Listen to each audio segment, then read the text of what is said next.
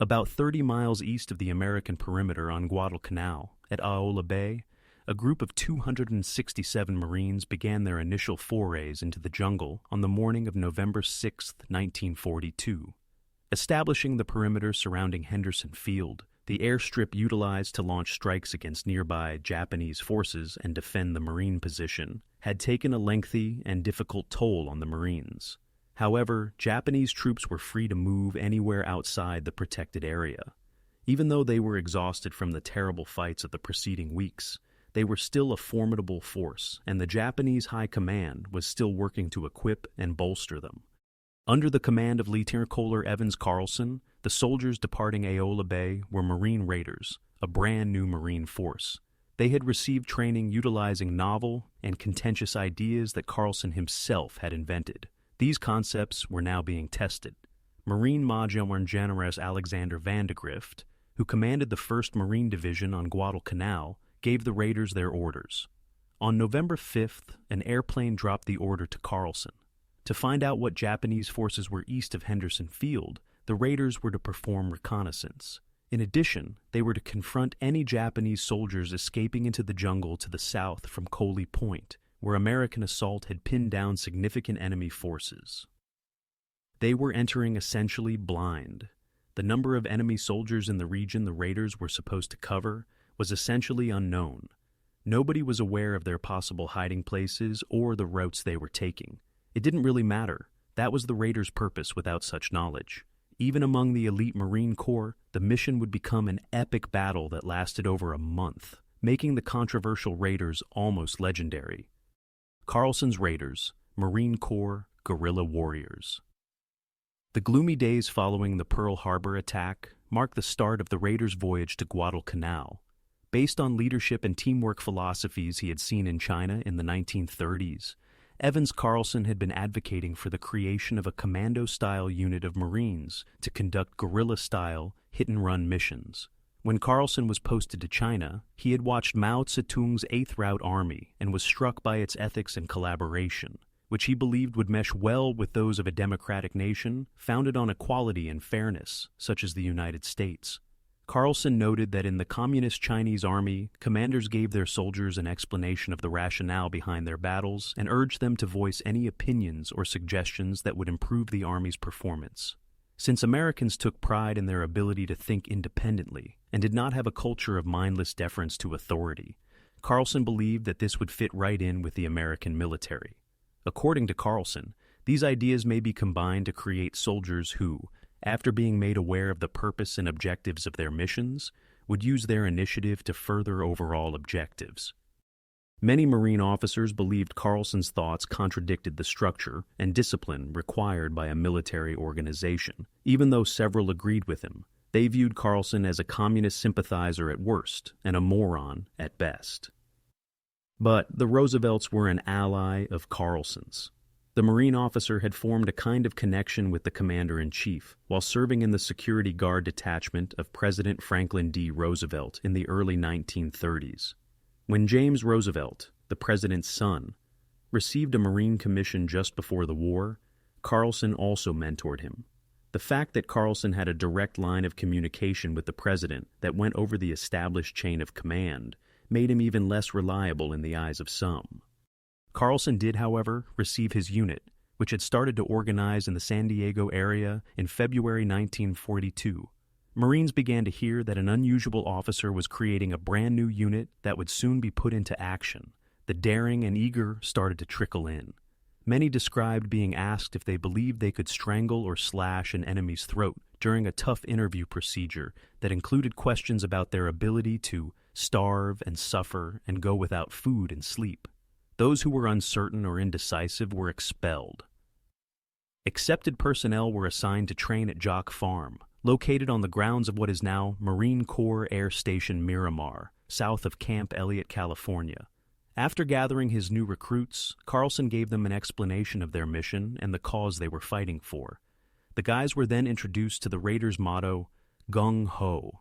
He also promised them nothing but rice raisins in Japanese, as well as danger, despair, and death, from the Chinese word for cooperating. It's true that the new raiders learned how to cooperate. The Marines constructed the camp at Jacques Farm without any utilities. They studied how to use their many weapons, from hands and feet to explosives, and spent 6 weeks running, hiking, swimming, and scaling cliffs. In time, they were able to travel 7 miles per hour with all of their gear, and they went on weekly excursions of 70 miles. The raiders quickly become tough and self-assured. The men were likewise brainwashed by Carlson's ideas of equality. Officers shared living quarters, food, and a few of the benefits that officers were used to with their Marine counterparts. Regular meetings were held to talk about current affairs and training. Even with criticism, enlisted troops were encouraged to voice their opinions. The raiders swiftly grew into a unified, proficient organization. In spite of the concerns of more traditional-minded officials, they were prepared for active action in a few months. Makin, the Marine Corps Raiders' first battle. On August 17, 1942, the Raiders conducted their first raid on Makin Island, which is located around 2,500 miles southwest of Hawaii. The island had been captured by a small Japanese force with ambitions to build a seaplane station. Even though the island was a small, non-essential garrison, it was decided to raid it because it would raise morale back home, which was still unsure after the victory at Midway 2 months prior. 2 companies of raiders were commanded in the attack by Carlson and Major James Roosevelt, his executive officer. They intended to arrive in rubber boats after arriving at the island in 2 submarines. Before heading back to the submarines for the journey back to Hawaii, they would kill or capture the garrison and destroy anything of military importance once they were ashore. It was considered the ideal mission for a hard-hitting, quick-thinking commando unit.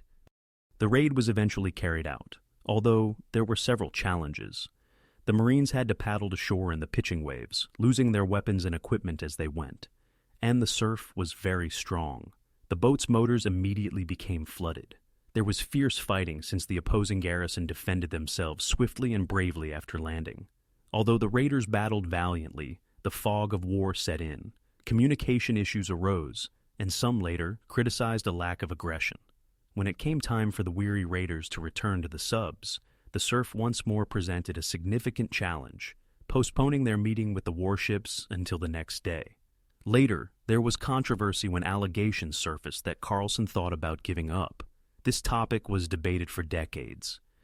Nevertheless, the Marines killed a large portion of the garrison and caused significant damage to the island. They were hailed as heroes when they returned, and Carlson and his tactics received a lot of media attention. This infuriated some of Carlson's critics even more, and they used some of the challenges, known only to top command officials like Admiral Chester W. Nimitz, Commander-in-Chief of Pacific Ocean areas, to subtly attack the raider unit and idea.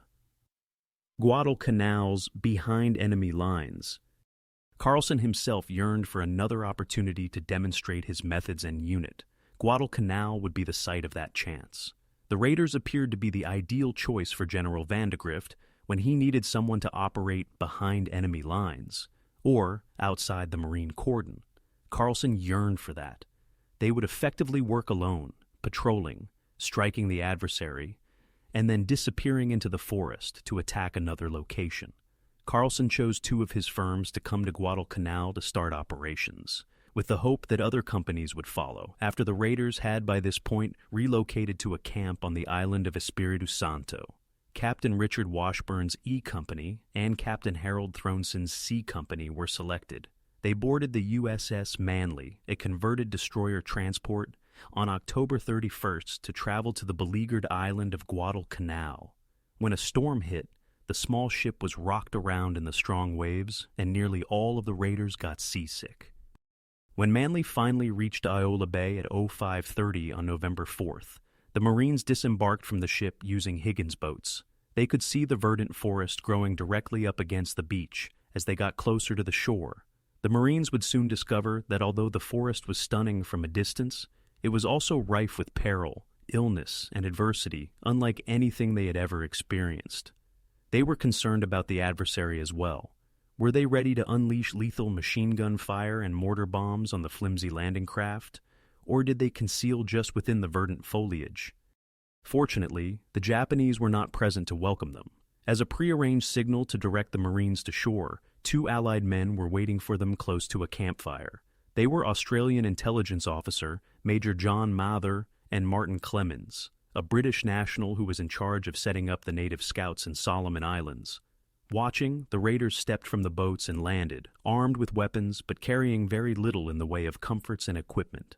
Fire teams of 3 Marines, one with an M1 rifle, one with a Thompson submachine gun, and one with a Browning automatic rifle, BR, were formed from each Marine rifle squad. A healthy dose of shotguns and .45 caliber handguns were added to this mixture. In the jungle, having so much firepower would be advantageous. "I say, what kept you lads?" Clemens remarked, glancing at the closest Marine. The raiders established a perimeter and dispersed. They didn't get much sleep on their first night in the forest, since they hadn't figured out how to tell the sounds of a crawling opponent from the typical jungle noises. The following morning, Carlson completed his plan, and Vandegrift's orders were airdropped. 150 native scouts and bearers would be under the command of Mather and Clemens. The bearers would transport new supplies from predetermined locations along the shore, while the scouts would guide the raiders on their patrol path. In order to transport those supplies using Higgins boats, Carlson left a small group in Aola. Additionally, some supplies would be airdropped. Westward, the raider companies would approach Henderson Field. They would visit communities as they scouted through areas where there was a rumored Japanese presence. To relieve the pressure on the Marines at Henderson, they would harass and harm the Germans whenever they could. Carlson had been waiting for this opportunity. He was going to show that his raiders were worthy. Guadalcanal's initial conflict. Native scouts led the raiders into the jungle on the morning of the 6th. Sweat poured off the small pathways, forcing them to travel in single file through the intense heat. They were hampered by swamps and streams, while liana vines, with their long, thin forms and small spines, sliced through both skin and uniform cloth. The jungle itself was the raiders' toughest enemy that first day. They only managed to cover 5 miles. The rain didn't stop the Marines from stopping for the day. Nevertheless, they dozed off. There was tension, though. Nervous sentries shot at fictitious adversaries at night. At Carlson's insistence, they increased their speed the following day. To lead by example, the senior Marine moved with the point squad. Heat, rivers to cross, and more foliage to contend with were the same starting points for the day. They soon reached the settlement of Reco, which is located beside the Boca Kimbo River. Japanese cigarette wrappers and ration boxes littered the floor, yet there were no people there. Carlson deployed sentries and allowed the remainder of the raiders to bathe and wash their sweat-stained uniforms, because the main body was still many hours away from the settlement. It was a nearly tranquil picture at first, but when the local birds abruptly stopped singing, the raiders knew that a deadly situation was about to unfold.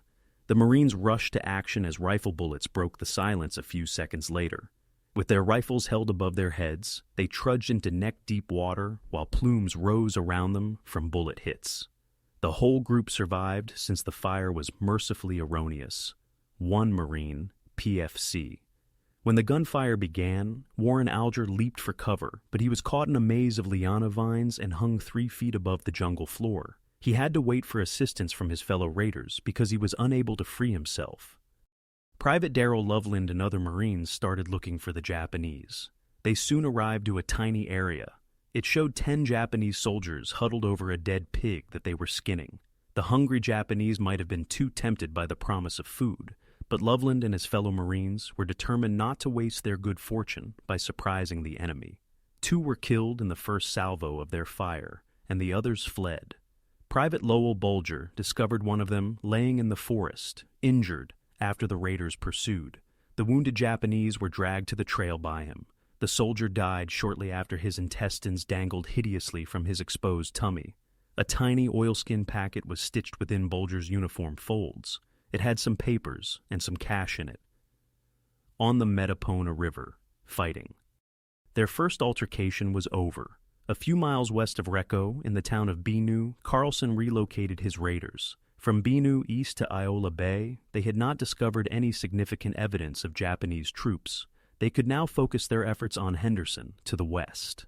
Along their trip, Binu was also the last village to be inhabited. Now, the only thing in their way was the Japanese enemy, and it appeared that they would soon be approaching. About 1,500 Japanese had been positioned northwest of Binu, and Army and Marine forces had moved east from Henderson Field to confront them. 2/3 of the enemy force managed to escape the trap and enter the interior of Guadalcanal, which Carlson and his raiders were supposed to protect. The plan was to keep them fixed along the coast, where they could be annihilated. Carlson made the decision to dispatch his men on several patrols in the direction of the Metapona River. This appeared to be the route that the retiring Japanese were most likely to choose. On November 11th, the following morning, they would start. The Marine Corps was born on this day, November 10th. The standard allotment of rice and bacon served as the celebratory meal. Ironically, the next day was Armistice Day, commemorating the end of World War I. By this point, D Company, led by Captain Charles McAuliffe, and F Company, led by Captain William Schwerin, had joined C and E companies. The Marines were awake and prepared to march at daybreak, with Carlson going to each company to deliver the day's orders, while the other four, C, D, E, and F, would patrol along different routes to look for the fleeing Japanese. Company B would stay in Binu to serve as the battalion reserve. Until 1,000 hours, when C Company engaged a tough Japanese defense, the patrols encountered nothing. As Corporal John D. Bennett led his men over a field of kunai grass, the hammering of an invisible machine gun shattered the air. Bennett and a number of other people were slain right away, while 2 other survivors and fellow Marine, Private Pete Aureus, were killed. Private Darrell Loveland led another fire team that attempted to move forward, but was also trapped in the field. The Marines were bombarded by mortars, grenades, and small weapons fire. Just 20 yards from a Japanese machine gun, Aureus was pinned down. Luckily, he was invisible to the enemy. Not all Marines were as fortunate. As Private James Van Winkle attempted to reach cover, he was struck 3 times. Carlson was informed over radio by Captain Thompson that his company was involved. As Company E entered a field northeast of Asamana village, mortar bombs started to fall on it almost simultaneously. Captain Washburn led his Marines out of the mortar fire and into the bush. He could hear the neighboring battle of C Company. Nevertheless, it appeared that C Company was the unit that was actively involved. Carlson devised a scheme. In order to fix the Japanese and direct their attention to his business, he gave Thompson the command to hold in place. Washburn and E Company were instructed to strike the opposing troops in the rear as they moved south toward Asamana. McAuliffe's Company D would also turn south and strike the left flank of the Japanese. F Company and Schwerin would return to Binu and watch for any new information. Carlson reinforced C Company with a platoon from the battalion reserve to make sure it could hold. There was only one issue when the plan started. McAuliffe and his Marines were fired upon as they started to advance on C Company. McAuliffe and one squad were separated from the rest of his unit because he had chosen to accompany the point. Now it was Washburn and his men's turn. Washburn led his Marines into the bush along the meandering Metapona River toward the raging fight ahead, sending native Jacob Vusa ahead with his scouts. According to the scouts, Asamana village was empty, but for a few Japanese people. Washburn noticed a group of men crossing the river south of the town as the Americans entered it to look for German soldiers who might be hiding there. He initially believed they were Marines from C Company, but he soon discovered they were Japanese and were unaware of the presence of the Marines. Washburn positioned his soldiers to protect against flank attacks and ordered them to fire on the party crossing the river, because he believed they were a part of the Japanese main body and that the group occupying C Company was a blocking force. With bars and chatting, 30 caliber machine guns, the Marines pounded their adversary, PFC. According to Jesse Van Landingham, it was like shooting birds. Many Japanese forces were caught in the water and never even had a chance to shoot back, while the men in the front lines were mowing them down. The experienced enemy veterans, however, moved swiftly and positioned their own machine gun on the far bank. Despite Marine fire, resolute Japanese soldiers continued to occupy it. Another Japanese would replace the shooter each time he was killed. The machine gun was permanently silenced when a group of Marines under the command of Lieutenant Cleland Early got near enough to throw grenades. Early nearly lost his life checking the position when he flipped an enemy body over and revealed an explosive the man was carrying.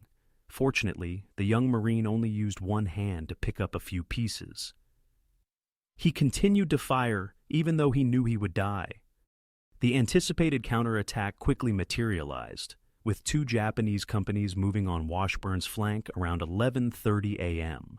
Washburn radioed Carlson a report after dragging his company a little distance back into the bush. The Japanese continued to cross the river, with some stopping to take a bath, thinking they had repelled a tiny enemy patrol, but the Marines were far from done.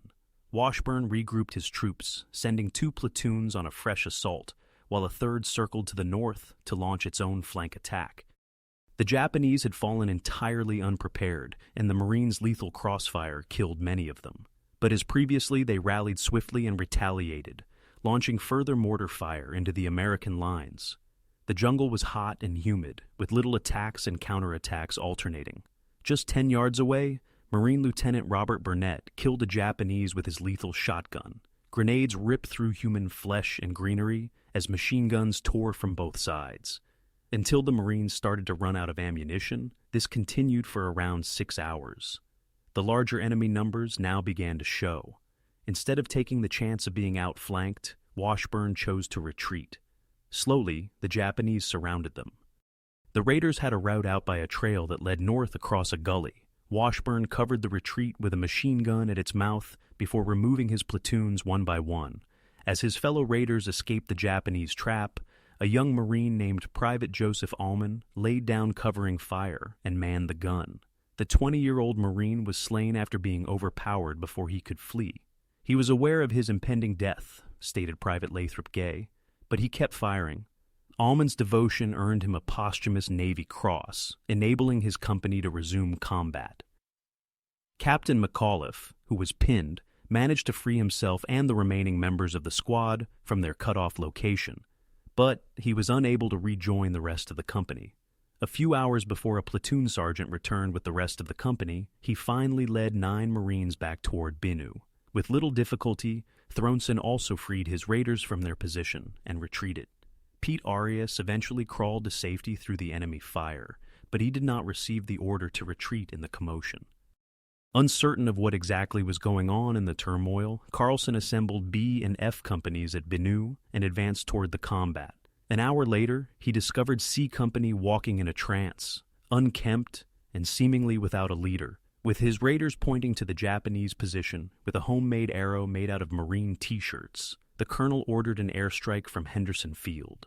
A half-dozen planes roared overhead and unloaded their ammunition on the enemy within 10 minutes. However, the Japanese had retreated south and were no longer there when Carlson dispatched scouts into the jungle. As he returned to Binu with the remainder of his exhausted troops, he left the relatively new F Company with a platoon from Messini B attached to establish a defensive line for the night. The action had been convoluted and drawn out. A few days later, Carlson removed Thronson and McAuliffe because he was unhappy in their behavior. The raiders believed they had won the day, though. 10 Americans lost their lives and 13 were injured. In contrast, Washburn's unit killed 120 of the 160 Japanese who died on the battlefield. Because of his bravery and fast thinking, Carlson elevated him to major, evidently thinking the young commander had saved the Marines' bacon. Not a prisoner. To search for any residual enemy pockets, they went back to the battlefield the following day. Time was spent locating and burial fallen Americans because the Japanese had largely retreated south. Private Owen Barber's damaged and deformed body was discovered while scouring the area where Company C had battled. His testicles had been severed and thrust into his mouth, and his face had been slashed severely. PFC, another Marine. Cut off from escape, James Klusker spent that night hiding in the kunai grass, close to the injured Barber. Klusker was forced to hide helplessly in the grass when the Japanese discovered the wounded guy, watching as the unfortunate Barber was tortured and executed. For the raiders, Private Barber's twisted figure was a transformation. Most of them decided to stop taking hostages themselves, since they were aware of what would happen if they were captured. With Carlson's approval, 2 Japanese who had been captured the previous day were summarily executed. Some Marines said that it was impossible to take prisoners because they lacked the means to oversee or feed them. Others argued that their relationships with Jakob Vuza and his scouts, whose families had suffered at the hands of the Japanese, would have suffered if they had not murdered the Japanese. It was a bloody conflict in which neither side showed any mercy. When the raiders retook Asamana, they discovered Private Allman's machine gun tossed into the river and recovered his body. They made the decision to spend the night in the village. Unaware that the settlement was under American control, Japanese survivors ventured toward it in the dark. That night, 25 of them perished at the hands of marine weapons and stupidity. The raiders engaged in combat in and around Asamana on November 13th, the next day. To the north, south, and west, scouts reported hostile soldiers. A sentry spotted bushes heading toward the marine posts in a scene straight out of a movie. In fact, Carlson noticed what seemed like foliage growing closer as he searched for himself. Japanese in heavy camouflage were slinking closer, pausing every 100 yards to check for detection. Allowing them to get within 100 yards, Carlson organized a barrage of artillery, mortar, and machine gun fire that destroyed the enemy assault and drove the survivors fleeing in all directions, leaving behind blown fragments of vegetation. Before the Marines withdrew to Binu that afternoon, 4 additional attempts were repulsed in a similar manner. On November 14th, a patrol led by Captain Schwerin killed all 15 Japanese who had paused to eat and relax when they were ambushed. Eliminating Pistol Pete. On November 17th, Carlson was given a change of assignment when General Vandegrift visited with him and gave him instructions to clear the region inland from the Tenarue River mouth around the Nalimbu and Tenarue rivers. He was then to locate the route the Japanese were taking to transport troops and supplies to the east. It was believed that this trail led behind Mount Austen. Finally, the Marines near Henderson Field were continuously harassed by enemy artillery known as Pistol Pete, which was concealed somewhere on Mount Austen. The following day, the raiders started their new mission. During the following week, they were primarily in squad and platoon-sized groups engaged in firefights, patrols, and skirmishes. The Japanese attempted to adopt the same fix-and-flank strategy as the raiders. Because of the dense foliage, which offered concealment but little real defense against bullets and shrapnel, jungle battles were typically at close range. With their bars, submachine guns, and semi-automatic M1 rifles, the Marines had a lethal advantage. With comparatively few automatic weapons and bolt-action rifles, the Americans were able to fire a significantly greater volume of rounds at their opponents, squad after squad. Shotguns were also widely distributed by the raiders. Many of Carlson's men had used them for hunting back home, and they were great for short-range, fast work. The raiders discovered that illness was a far more ruthless enemy than the Japanese as the patrol went on. Disease and illness forced the evacuation of more than 6 times as many Marines as combat deaths or injuries. The Americans continued to support and encourage one another, even bullying and persuading one another when needed. Despite the fact that their poor diet, lack of sleep, and the stress of combat conditions only made things worse.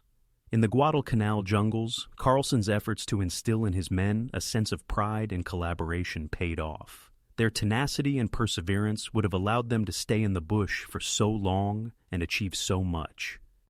The Japanese had been driven back enough by November 25th that Carlson could start the last phase of his operation. It was time to take down Pistol Pete's towering mountain home, Mount Austen.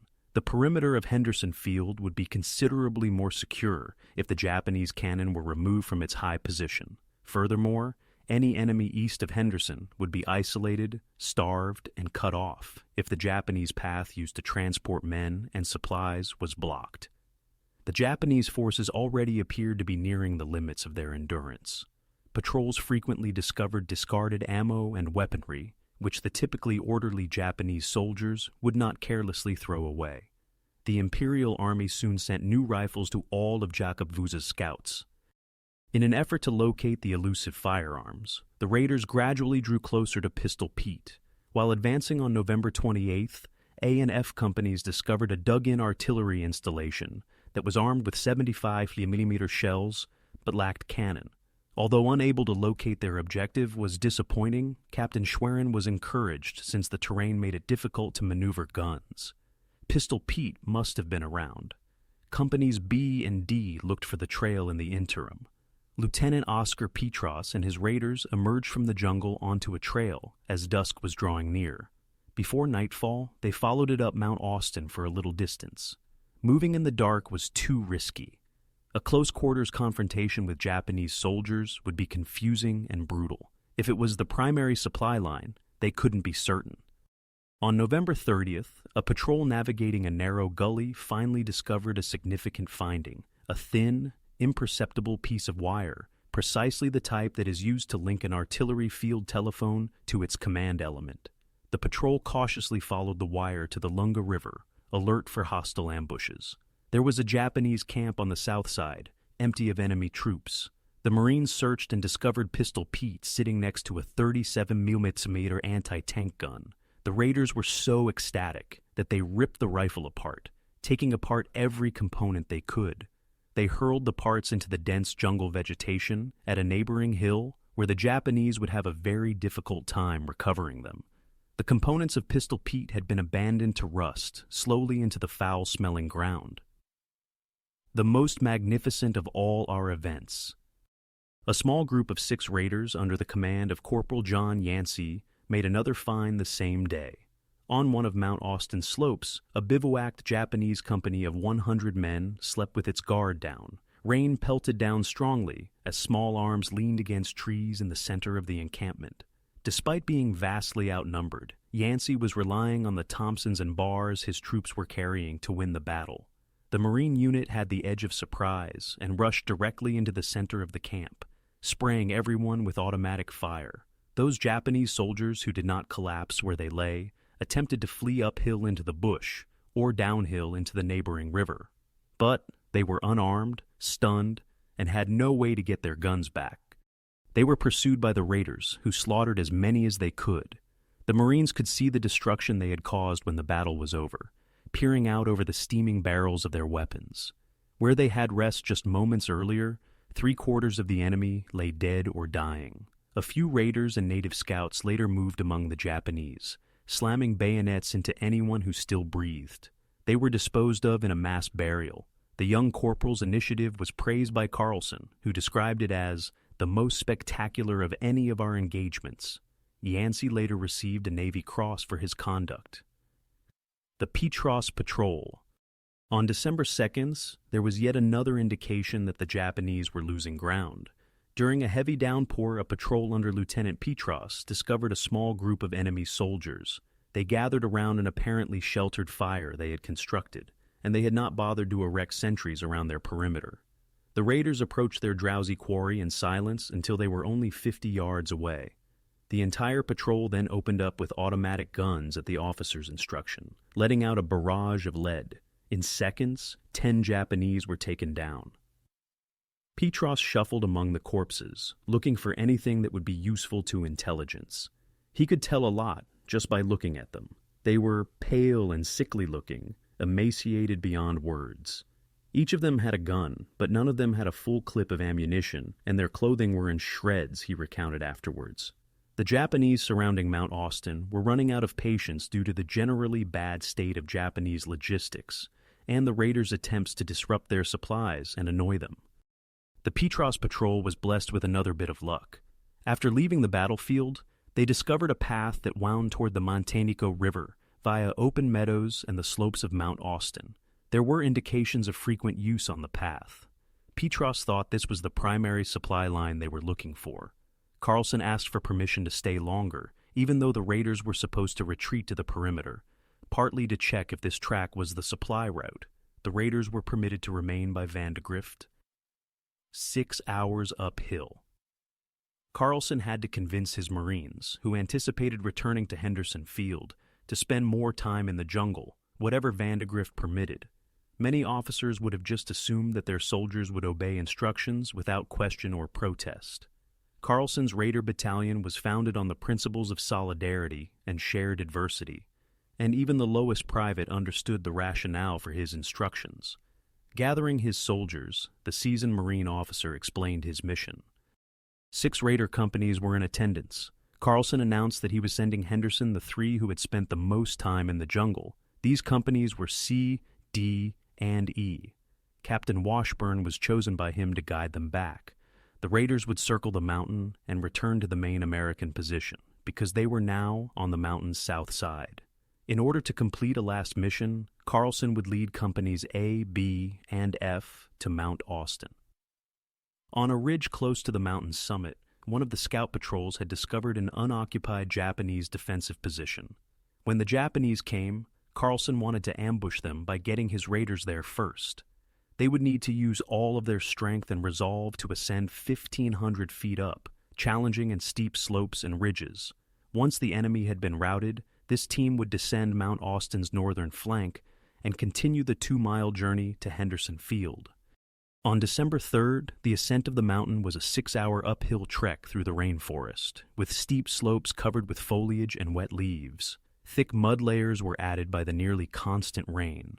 Soon, the perspiring Marines were covered in filth as they obstinately carried their own gear, supplies, and ammunition upward. Carlson only permitted one 20-minute break during the march, presumably in an attempt to get to the summit as soon as possible.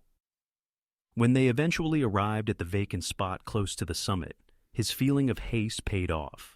Japanese forces were seen approaching as soon as the leading raiders reached their destination to assess the opposite slope that led down toward Henderson. The Japanese point man must have noticed something strange because the raiders quickly hid and got ready to ambush their adversary. He motioned for his fellows to hide. It was too late for him. He and 2 others were killed in a matter of seconds by a burst of raider fire. I made myself a human target, but I completed the task. It was a typical Raider-Japanese jungle battle that ensued. Carlson sent a squad to each side in an attempt to outflank the Japanese's machine gun base of fire. Carlson responded by sending a platoon to each Japanese flank after the Japanese launched their own flanking attack. Lieutenant Jack Miller headed one of the flanking platoons. As a point with PFC, he dispatched a native scout. Miller came in third, followed by Ray Baumel. In order to maintain command of the formation, the Marines frequently had to advance through the dense forest in single file. The scout came to a halt and indicated that hostile troops were approaching. Miller gave his commands and halted the unit. He dispatched 4 Marines with Baumel to one side of the trail and the others to the other. Miller was accompanied by Victor Magakian, his platoon sergeant, who was known as Transport because of his ability to acquire automobiles, sometimes legally and other times illegally. Unable to see the enemy or even one another, Baumel and the others crept carefully forward through the thick undergrowth. The corporal prepared to shoot after hearing some branches moving. When Lieutenant Miller came out and inquired as to whether Baumel had seen anything yet, the tense moment was shattered. Miller started to back away because neither had. Only a few steps had been taken when the silence was broken by a burst of automatic fire that tore into the young officer. Bullets broke his jaw and went through his arms, throat, and chest. Baumel fired as he raced for cover behind some trees, and he fell into the long grass. He was pursued by enemy fire, but the trees were dense enough to deflect the bullets. Miller's runner went in search of a corpsman. A brief gunfight broke up, and a barman who saw the Japanese killed them with 2 shots. To get another injured Marine out of danger, Magakian dashed through hostile fire. He was unaware that his lieutenant had been struck as well. Someone informed him that Miller had also been hit after the engagement ended. Rather than having a rigid command association, Magakian and Miller had a close friendship. Miller was given morphine by a corpsman who was tending to his fallen officer when the platoon sergeant arrived. Miller whispered his nickname, Transport, while glancing at Magakian, but he was at a loss for words. The weapon used to take down the platoon leader, a seized American Thompson, was discovered nearby by a raider. Magakian could not take it any longer. The Marine started his own battle because he wanted retribution. The raiders were under fire from a nearby enemy machine gun nest, and a sniper was hiding in the trees someplace. Magakian walked down a gully toward the machine gun and ordered 2 raiders to cover him. The sergeant believed that using a grenade was the only option to force the sniper to reveal his position, even though he was aware that doing so would expose him. The sniper attempted to shoot him as he zigzagged down the valley. Magakian's wrist was struck by a round, but the Marine silenced the machine gun. The sharpshooter was quickly killed by American fire after revealing his location. I made a human target of myself, but I did the job, Magakian wrote afterward. The corpsman attempted to persuade Magakian to evacuate to the rear, but the brave sergeant refused to go until he had lost too much blood to continue. "I didn't care as long as I revenged Jack," the corpsman said. Carlson led the remaining raiders forward, and the fight went on. One small draw alone claimed the lives of 25 Japanese. Petros was tasked with examining the bodies that were lying around to look for intelligence. One Japanese soldier leaped to his feet and leveled his rifle at him. Carlson, who was close by, yelled, "Shoot the bastard!" But Petros didn't require any prodding. Lifting his shotgun, he fired at the enemy soldier at close range. A Japanese soldier pretending to be dead threw a grenade, wounding Private Ashley Fisher, and that soldier was shot down in a flash. "Good day, Raider." When they arrived at Henderson Field the following morning, Miller was still hanging on and even made a joke about needing a beer. Miller claimed he requested a case after a fellow cop promised to find him a bottle. Carlson made the quick decision to go to Henderson Field since he and the other injured needed medical attention. Now that the enemy on Mount Austen had been vanquished, it was time to return. The raiders could make the 2-mile trek back to the perimeter in a few hours thanks to the trail. B Company led the way as they set out. The road straightened after 500 yards or so, and the raiders began to fear an ambush. With caution, Corporal Albert Hermiston guided his fire crew ahead, keeping an eye out for any enemy soldiers who might be hiding. Awaiting them was something. Hermiston and another Marine were killed by a burst of machine gun fire as he signaled for those behind to descend. The enemy was flanked by another fire crew, one Marine, PFC. Cyril Metelsky noticed an American helmet peeking out from the underbrush. "Ahoy, Raider," was his signal of recognition, and was shot in the head right away. The helmet had been a ruse by a Japanese soldier. Although a third fire crew managed to disable the machine gun, a Japanese counterattack swiftly outran them. Carlson successfully pushed the enemy back by ordering another flanking move, but there was one more victim in the battle. Miller passed away as the injured awaited the conclusion of the fight. After a quick ceremony, Carlson buried the young officer next to the trail so that grave registration troops could come and retrieve him. On December 3rd, Miller would be awarded a posthumous Navy Cross for his actions against the Japanese. Carlson's prolonged patrol comes to an end. The remainder of the trip to Henderson went without incident. The Marine sentries at the perimeter resembled scarecrows when the raiders encountered them. They were malnourished, unshaven, and covered in sores and all the other minor afflictions that the jungle may inflict. But they moved with pride. Carlson warned his raiders to avoid stealing candy or food from anyone. He was aware that their stomachs couldn't handle it. As the Marines on the perimeter applauded, they did take new canteens. There had been rumors that the raiders had all perished. Carlson had done significant damage to the Japanese on Guadalcanal and accomplished all of his goals for the lengthy patrol.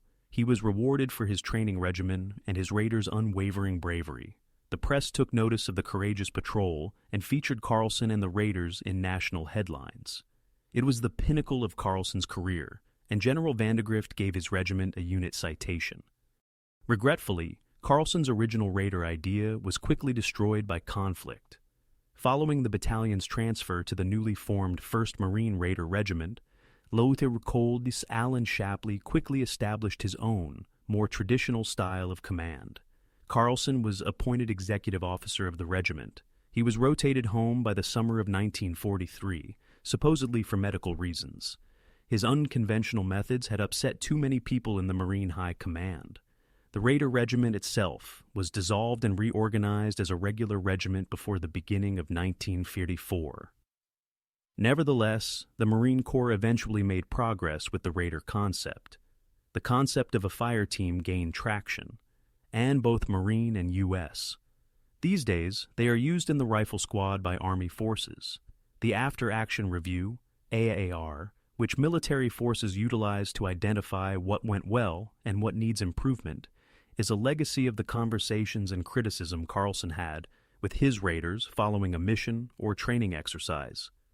Although the Marine Corps does not formally refer to them as raiders, current Marine Special Forces elements view themselves as descended from Carlson's squad. However, the guys who identified as raiders merited their historical status.